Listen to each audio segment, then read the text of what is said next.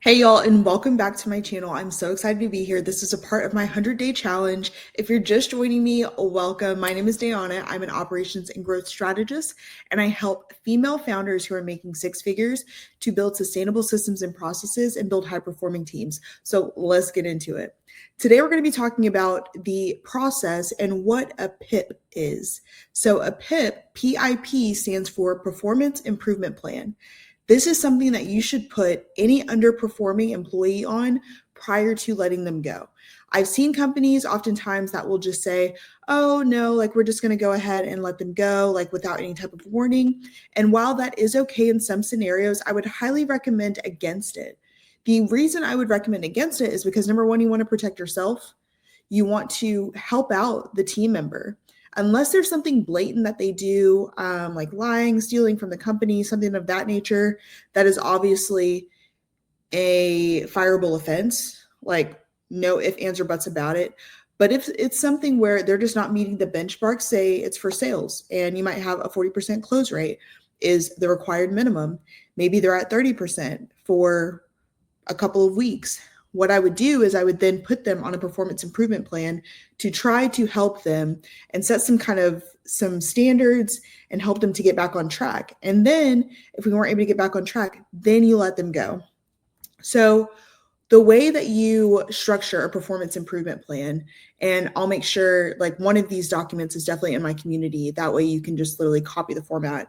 But for the PIP plan, you are going to have whatever it is that they are doing incorrectly. So you're going to say, okay, they're below a 40% close rate. They've been below a 40% close rate for the past 2 or 3 weeks. This is a minimum standard. All of our sales team members need to be above 40% close rates on a consistent basis.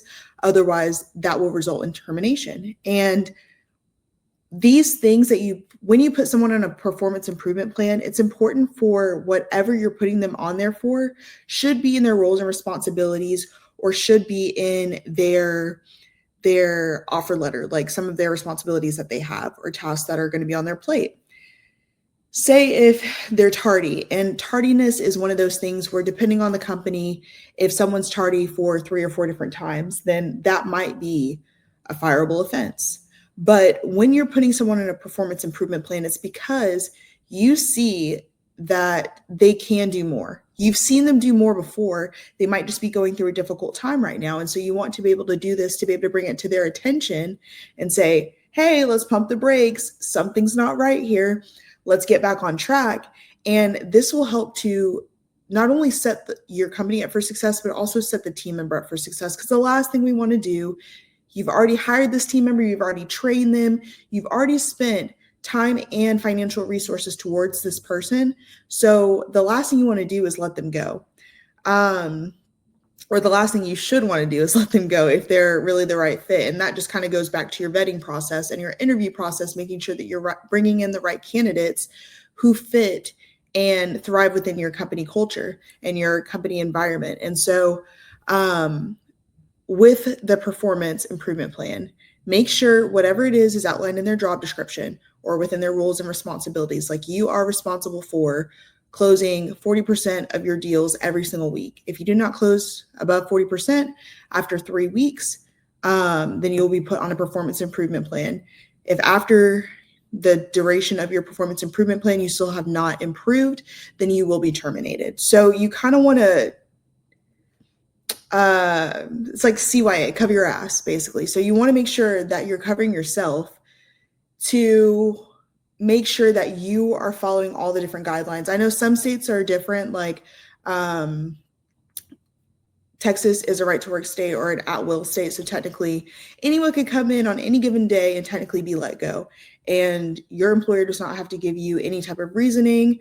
They just say, hey, today is going to be your last day. I apologize. And that's literally it. But what I would recommend, even if you are in Texas, like for the team members that I had, unless it was blatant, just downright disrespectful or something that we could not get past in the beginning, before we had PIP plans or before we had PIPs in place, we would give them a verbal warning and then we would just let them go.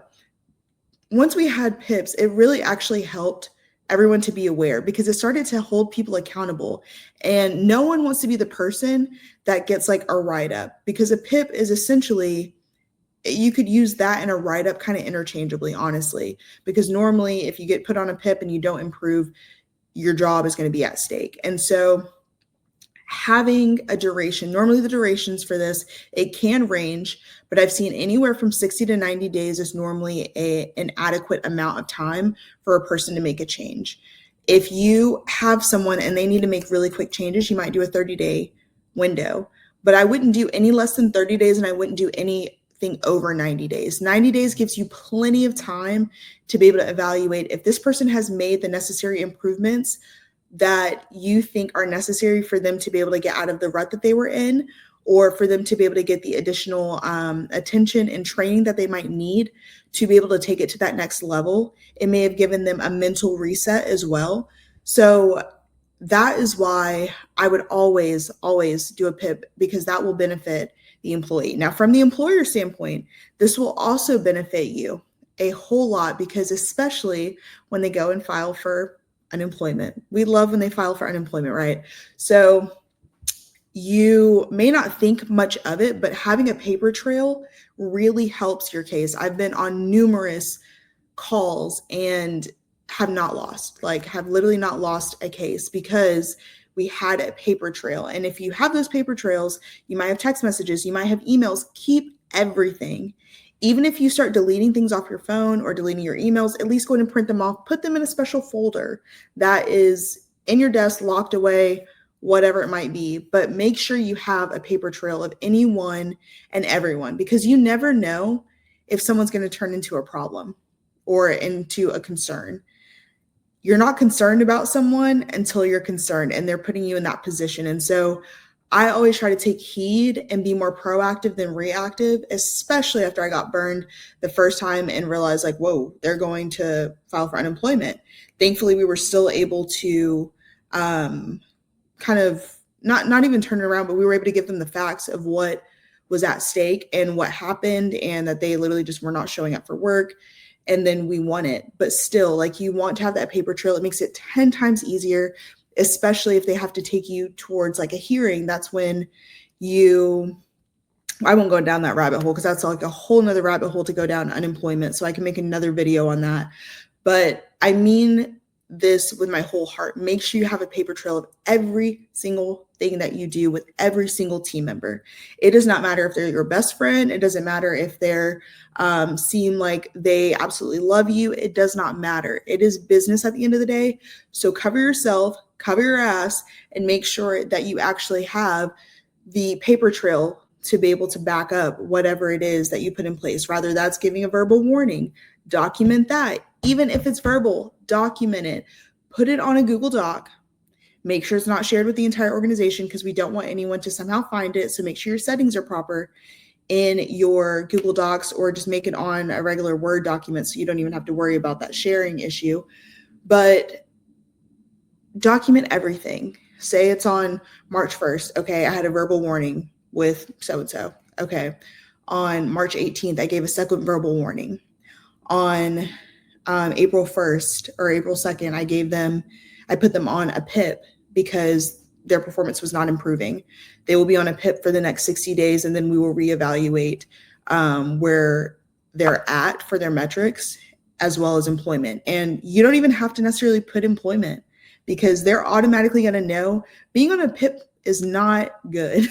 No one wants to be on a performance improvement plan. No one wants to feel like all eyes are on them, that they're kind of having to walk around on eggshells, which it shouldn't have to be that way. But if they're underperforming, do not be afraid of implementing PIPs.